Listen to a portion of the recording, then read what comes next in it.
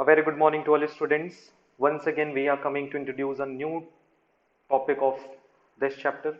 In the last video of class 12th accountancy, we already discussed about the second volume of part A, that is accounting for companies.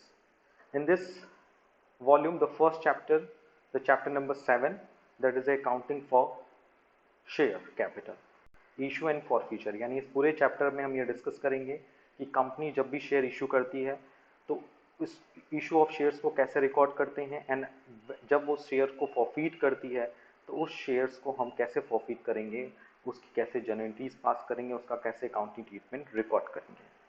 As well as in this chapter we already discussed a lots of theoretical parts, that is what is a company, what is the meaning of company, what are the ideal definition of the company, as well as the basic feature of the company.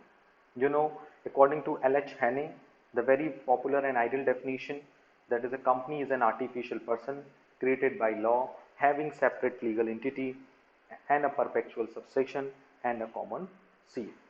So today we will move to the next topic of this chapter, that is the kinds of a company. So let's start today's topic without creating any confusion. So the today's topic is kinds of a company.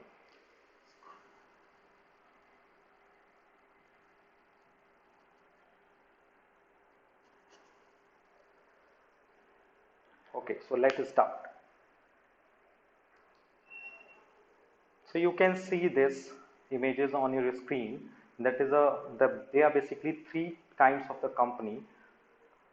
So according to Companies Act 2013, the companies required registered under Companies Act 2013 may be classified as follows.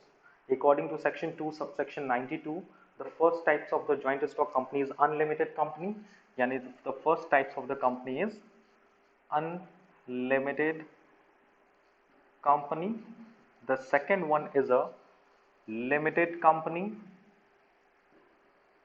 by guarantee, and number third, limited company by share.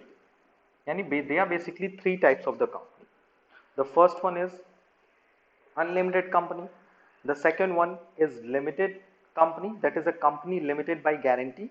Number third, limited company, that is a company limited by shares. So according to the section, when we take this photos, the section according to section 2 subsection 92, according to section 2 subsection 21, according to section 2 subsection 22. So they are basically three types of the company. So one by one we discuss all these types of the companies, and furtherly unlimited company का कोई type नहीं है, limited company का कोई type नहीं है, but the company limited by share, यानी कैसी कंपनी जो कि लिमिटेड है अपने शेयर की वैल्यूज के, उसको हम तीन पार्ट में डिवाइड करते हैं. They are basically three types of the company limited by share. The first one is a private company, second is a public company, and number third is a OPC, that is a one person company. And what is the section? Section 2 subsection 68 of private company. For the public company, the section is section 2 subsection 71, and number 3 section 2 subsection 62 for OPC company. So it is a description of the kinds of the company. So basically there are basically three types of the company: unlimited company, company limited by guarantee, number third, company limited by share, and furtherly company limited by share classified into three categories. The first one is a private company, second is a public company, and third one is a OPC. OPC means one person company. So one by one we discuss. First of all, we discuss the unlimited company. What is an unlimited company? So you can see in this images the description of the unlimited company. In case of unlimited company, there is a no limit on the liability of its member. It means when a company suffer loss and the company's property, it is not sufficient to pay off its debt, the private property of its member will be used to meet the claim of its creditors. Since the risk involved in such companies is too high, there are not found in India, even through the Companies Act, permitted to be formed. यानी कि unlimited company generally एक type की company होती है जिसमें कि members यानी उसके शेयर होल्डर की जो लाइबिलिटी होती है वो अनलिमिटेड होती है। यानी अगर कंपनी कभी कभी लॉस में आ जाती है, सपोज कंपनी लॉस में आ गई, उसको अपने क्रेडिटर्स को पे ऑफ करना है, बट कंपनी के पास सफिशिएंट अमाउंट नहीं है जिससे कि वो अपने क्रेडिटर्स को पे ऑफ कर सके, तो इस सिचुएशन में कंपनी करती क्या है, बेसिकली अपने मेंबर्स के ऊपर सारा भार डाल देती है, क्योंकि वो अनलिमिटेड कंपनी है, वहाँ पे मेंबर्स की जो लाइबिलिटी है वो भी क्या है, अनलिमिटेड है। यानी कंपनी जितना पैसा अपनी प्रॉपर्टी को सेल करके लोगों को नहीं दे पाएगी, उतना पैसा उन्हें उनके मेंबर को देना पड़ेगा। सपोज कंपनी के ऊपर 5 करोड़ रुपए का डेप्ट है, कंपनी ने अपनी प्रॉपर्टी को सेल करके 4 करोड़ रुपए का डेप्ट पे कर दिया, यानी उसमें शेयर होल्डर्स के शेयर्स भी इंक्लूड थे, यानी शेयर होल्डर ने जो पैसा लगाया था एज ए कैपिटल वो भी चला गया। अब 1 करोड़ रुपए जो बचा है उसे मेंबर अपने घर को बेच के देंगे, अपनी पर्सनल प्रॉपर्टी को बेच के देंगे। यानी कि अनलिमिटेड कंपनी में मेंबर्स की लाइबिलिटी अनलिमिटेड होती है। जनरली अगर हम बात करें तो ये बहुत ही हाई रिस्क वाली कंपनी होती है। दैट्स वाई कंपनीज एक्ट इस तरह की कंपनीज को ओपन करने के लिए इंडिया में परमिशन नहीं देता है। सो इंडिया में अभी तक आप इस तरह की कंपनी देखेंगे भी नहीं। So now the second type of company is a company limited by guarantee. According to section 2 subsection 21, in case of the company limited by guarantee, the liability of its member is limited to the extent of the guarantee given by them in the event of winding up of the company. Generally होता क्या है कि company के जो share holders हैं, जो हम company limited by guarantee की बात कर रहे हैं, कि जो शेयर होल्डर्स हैं वो कंपनी को गारंटी देते हैं एक सर्टेन अमाउंट के लिए। कंपनी को गारंटी दे देते हैं कि मैं on the dissolution on the winding of the company, company को मैं इतना पैसा दूंगा, मैं कंपनी को इतना पैसा दूंगा ताकि वो अपनी लाइबिलिटीज को पे कर सके। यानी गारंटी के अमाउंट तक ही रहेगा, ये नहीं कि गारंटी अगर कम भी पड़ गई तो ऐसा नहीं कि आप मेंबर के ऊपर प्रेशराइज करके पैसा ले सकते हो। यानी कंपनी लिमिटेड बाय गारंटी का मतलब ये होता है कि एक ऐसी कंपनी जिसमें मेंबर्स की लाइबिलिटी उसके गारंटी पे डिपेंड करती है। सपोज मेंबर ने कंपनी के बोर्ड ऑफ डायरेक्टर या मेंबर ने प्रॉमिस किया कि जब कंपनी का वाइंडिंग अप होगा तो हम अपने पास से 1 लाख रुपीज गारंटी दे देते हैं, यानी 1 लाख रुपीज हम क्रेडिटर्स को पे करने में आपकी मदद करें, तो that is a company limited by guarantee. देखिए हम इसको एक बेसिक एग्जांपल से समझाते हैं। जैसे सपोज आपके घर में कोई इमरजेंसी आ गई, तो आपकी जो लाइबिलिटी वो अनलिमिटेड है कि आपको किसी ना किसी तरह से उस लाइबिलिटी को पे ऑफ करना है, उस चीज़ों को हैंडल आउट करना है, ओके। बट आपका जो आसपास के रिलेटिव्स हैं वो तो इसके लिए लायबल नहीं है ना, कि आपके ऊपर कोई प्रॉब्लम आई वो आपको पे ऑफ करेंगे, नहीं। वो एक तरह की गारंटी आपको दे सकते हैं कि भाई 1 लाख रुपए की मदद मेरी तरफ से हो जाएगी, 2 लाख रुपए की मदद मेरी तरफ से हो जाएगी। कॉन्सेप्ट समझिए, अनलिमिटेड कंपनी में मेंबर्स की जो लाइबिलिटी है वो अनलिमिटेड है, but company limited by guarantee में क्या होता है, in such types of the company the members liability is limited to the extent of guarantee given by them. उन्होंने जितनी गारंटी दी हुई है उसी गारंटी पे ही हम उससे पैसे रिकवर करा सकते हैं, okay. The next type of the company is company limited by share. The third types of the company is a company limited by share. Company limited by share, in case of such a company, the liability of its member is limited to the extent of the nominal value of share held by each of them. It means company limited by share की का मतलब एक ऐसे types of the company से होता है जिसमें company के मेंबर्स यानी शेयर होल्डर्स की लाइबिलिटी उनके शेयर्स के प्राइस तक ही होती है। जैसे मैं एक एग्जांपल के थ्रू आपको इसको समझाता हूँ।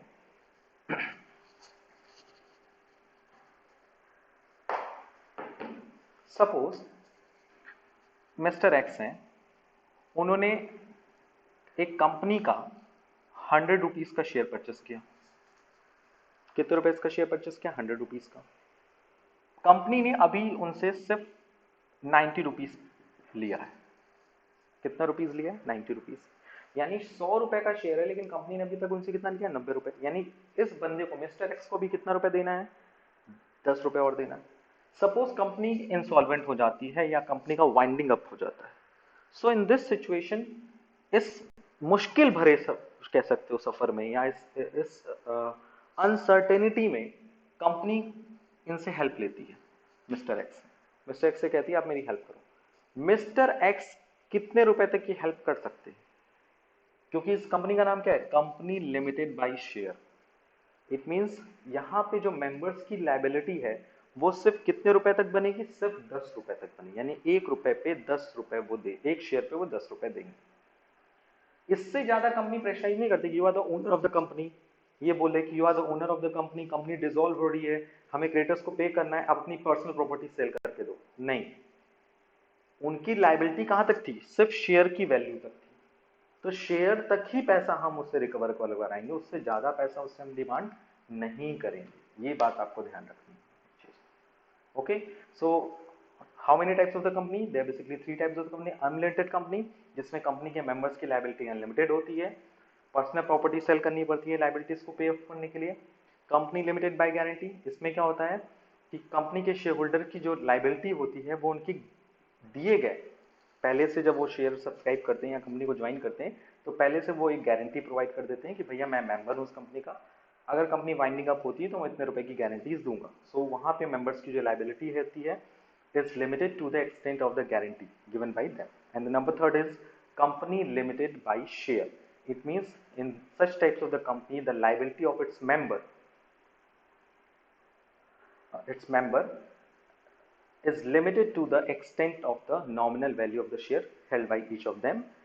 If a member has already paid the full amount of the share, he will not be liable to pay and more amount. In case of the partially paid share, he can be liable to pay the remaining amount of the company during the existence of the company as well as the time of winding up of the company.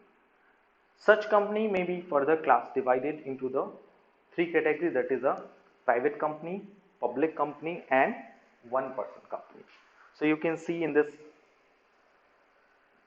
board, company limited by share furtherly classified into 3 categories. So one by one we discussed what is a private company, what is a public company and what is a one person company. So let's we discuss it.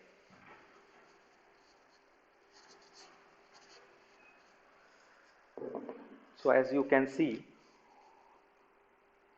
company limited by share can be classified into 3 categories.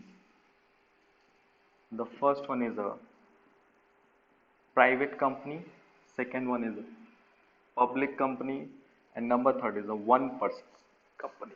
So one by one, what are the features of these companies? So let us discuss it. So first type of the company is a private company. What is a private company? As per section 2 subsection 68 of Companies Act 2013, private company means a company which is a includes, यानी कि private company किस तरह company होती है जिसमें क्या क्या चीजें होती हैं। Number 1, restrict the right to transfer its share, यानी प्राइवेट कंपनी अपने शेयर को ट्रांसफर नहीं कर सकती। इट मीन्स प्राइवेट कंपनी की सबसे पहली चीज क्या होती है, ट्रांसफर ऑफ शेयर क्या है, प्रोहिबिटेड है, यानी प्राइवेट कंपनी अपने शेयर्स को ट्रांसफर नहीं कर सकती। Okay, now the second feature of the private company is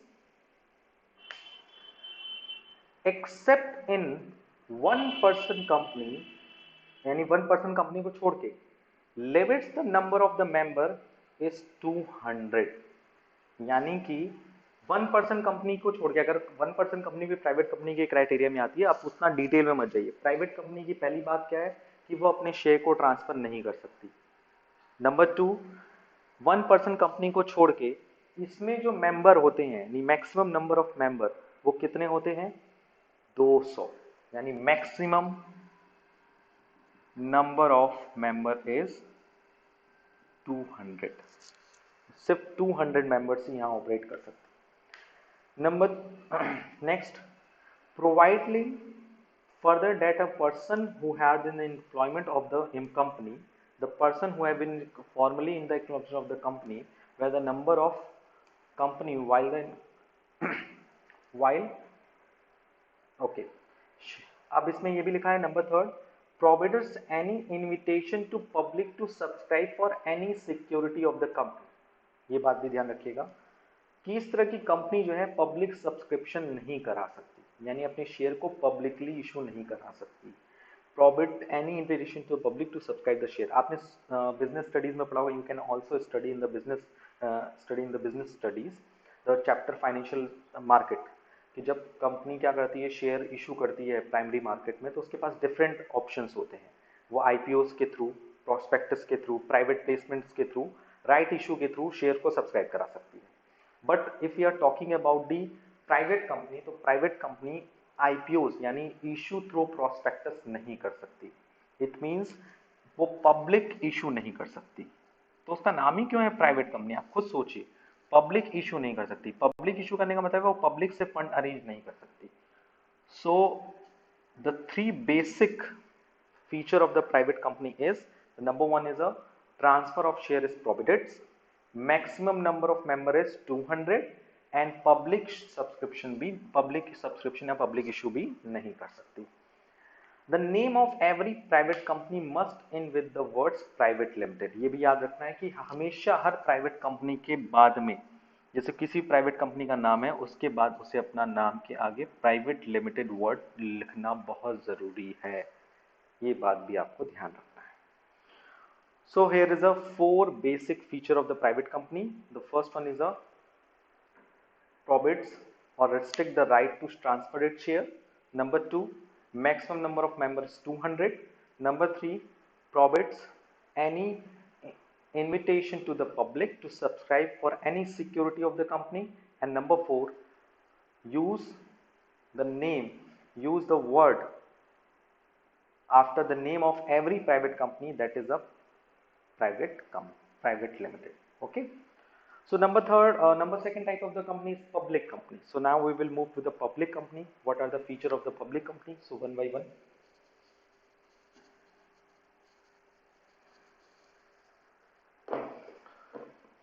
public company के बाद में आपके मन में आता है सरकारी कंपनी। सो पब्लिक कंपनी का मतलब होता है जिस कंपनी में पब्लिक का पैसा लगा हो। बेसिकली पब्लिक कंपनी का मतलब यही होता है। So the public company, a company which is not a private company, according to the law में ये clearly mention है कि पब्लिक कंपनी वो कंपनी है जो कि प्राइवेट कंपनी नहीं है। Okay, provided that a company which is a subsidiary of a company not being the private company shall be deemed to the public company for the purpose of this act, even where the such subsidiary company continues to be the private company in its articles. Thus, as per the section 2 subsection 71 of the Companies Act 2013, a public company means a company which is not a private company, and number B, a company which is a subsidiary of a company not being a private company, even when where such subsidiary company continues to be a private company in its article. A public company may be either a listed company or an unlisted company. So अगर हम पूरे statement को study करें तो we can see that public company एक ऐसी company है जो कि प्राइवेट कंपनी नहीं है। पहली बात ये हो गई।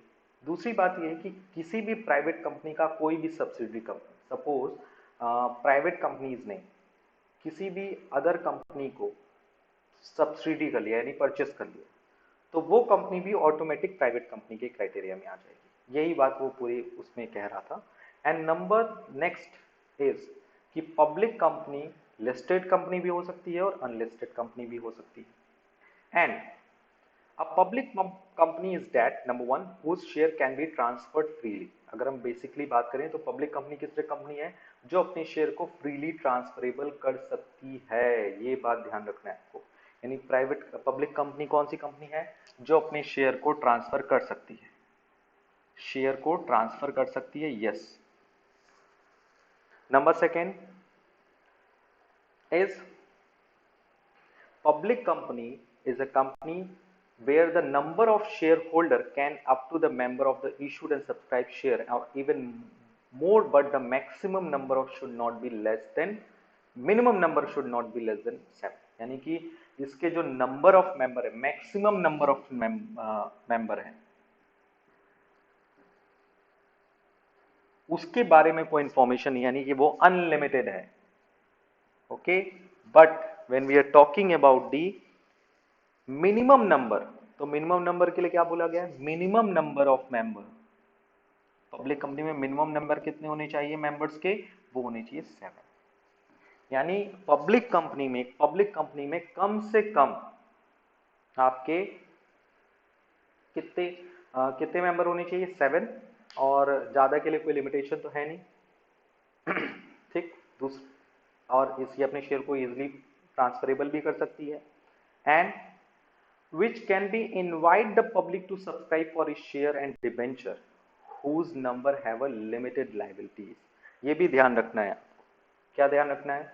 कि पब्लिक कंपनी एक ऐसी कंपनी है जो कि प्राइवेट कंपनी नहीं है, number one things. Number two, any private company who hold any public company as a subsidiary company, so such kind of public company will be treated as a private company. Number third, public companies is a company whose share can be transferred freely. The number of shareholder, the minimum number of the member of the public company should not be less than 7. Public company can invite the public to subscribe for its share and debenture and whose number have a limited liability। उनकी सारी liability क्या होती है? Limited होती है। And the company limited by guarantee and company limited by share के बारे में बात करें तो means a company having a liability of member limited to the memorandum of such amount as the member may respectively undertake to contribute to assets of the company in the event of the bound up। ये मैंने पहले भी आपको बता चुका है कि इसमें कंपनी की लायबिलिटी लिमिटेड होती है। पब्लिक कंपनी जो है उसकी लायबिलिटी लिमिटेड होती है। लिमिटेड करने का मतलब है दो तरह से लिमिटेड होगी, एक जो उन्होंने गिवन गारंटी दी हुई है और एक वो जो उनके शेयर्स के लिए लिमिटेड होगी।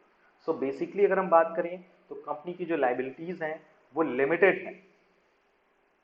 किस तरह की कंपनी की? पब्लिक कंपनी के लिए। ओके, सो हम लोगों ने यहाँ पर बेसिकली दो तरह की कंपनी के बारे में डिस्कस किया अभी तक, private company and public company.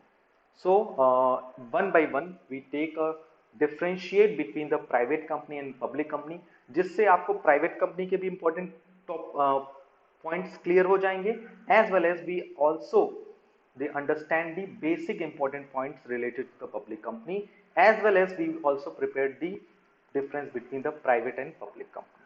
So let's we start the difference between the private and public company.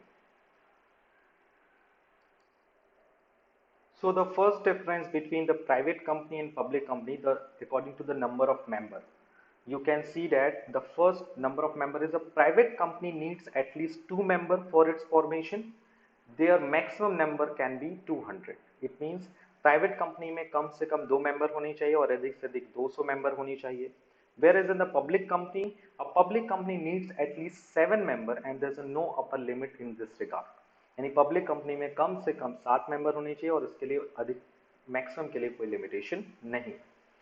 The second difference, that is an invitation of public. A private company cannot invite the general public for subscription of share, यानी कि private company public subscription के लिए invitation नहीं मांग सकती है।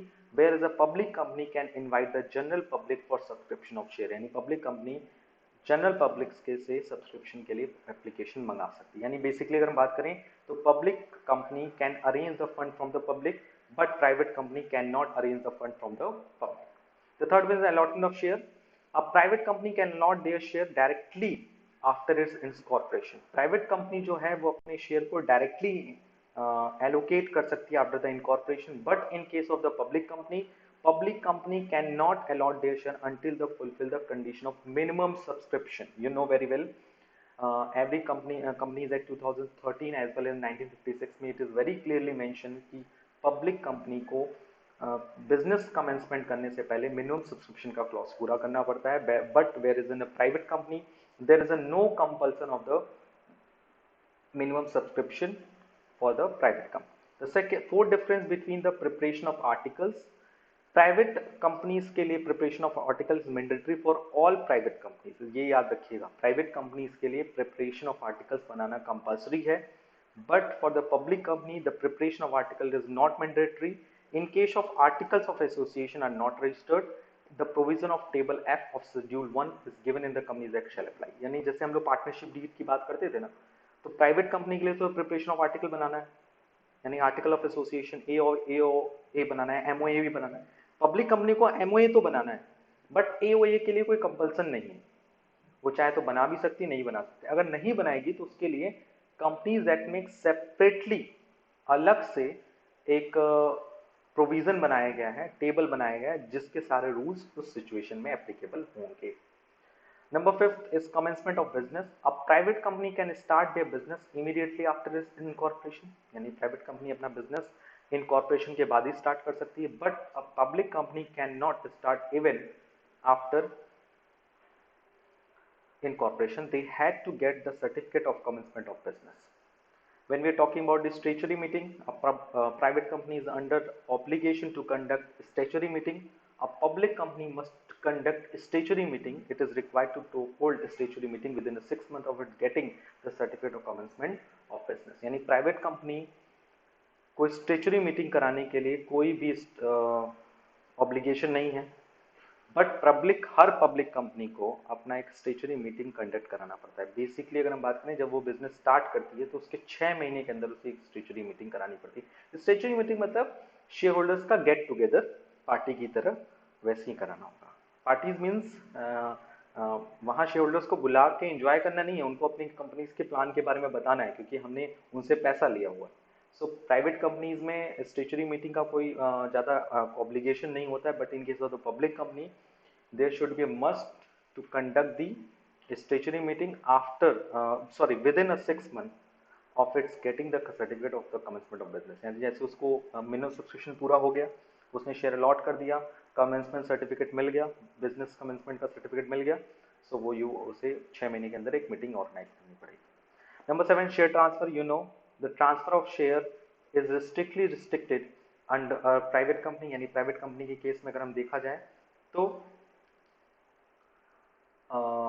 कोई share को हम ट्रांसफर करने के लिए रिस्ट्रिक्शंस लगा होता है, but in the public company there is no restriction on transfer of share in public company.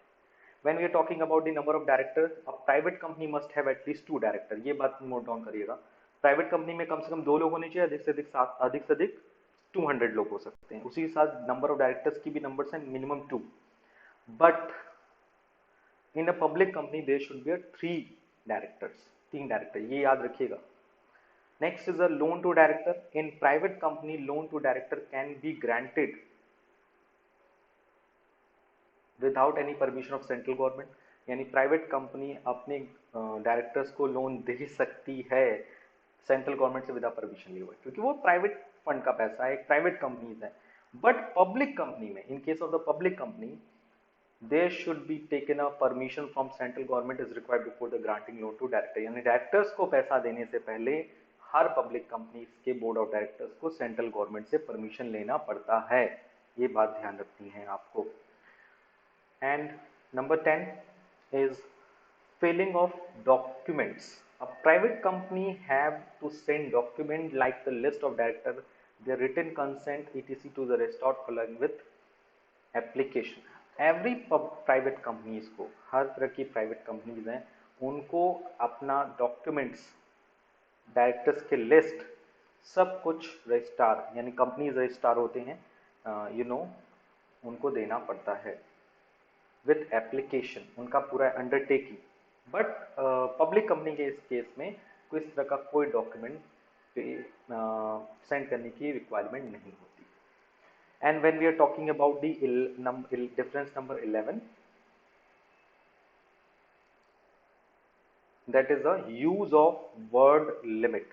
In a private company has to use private limited at the end of its name. यानी हर private companies को अपने नाम के and में private word use करना पड़ता है, private limited. But in case of the public company must use the word limited at the it's end of the name. यानी अगर किसी भी प्राइवेट कंपनी का नाम होगा, यानी प्राइवेट कंपनी का अगर कोई नाम होता है तो उसे अपने नाम के अंत में प्राइवेट लिमिटेड वर्ड लिखना जरूरी है. कौन सा वर्ड लिखना जरूरी है? प्राइवेट लिमिटेड लिखना जरूरी है. ओके. और पब्लिक कंपनी के केस में क्या लिखना जरूरी है? पब्लिक कंपनी के केस में लिखने की क्या जरूरत है? Only limited word. ये ध्यान रखिएगा. सो इससे आप पहचान सकते हैं कि कौन सी प्राइवेट कंपनीज है, कौन सी पब्लिक कंपनीज है. So today we complete the important topic related to this chapter. Today we discussed the new topic of this chapter, that is the kinds of company. There are basically 3 types of the company. The first one, company limited by share, second, company limited by guarantee, and number 3rd is the unlimited company. And furtherly, company limited by share can be classified into 3 categories: private company, public company and one person company. So today we cleared the first main types of the company as well as the two basic types of the company limited by share, that is a private company and public company, as well as we also discuss about the difference between private company and public company. In the next video we will come to the discuss the next topic, that is a one person company. So I hope today we cleared all the topic very easily. So आज के लिए इतना ही. Thank you, thanks a lot.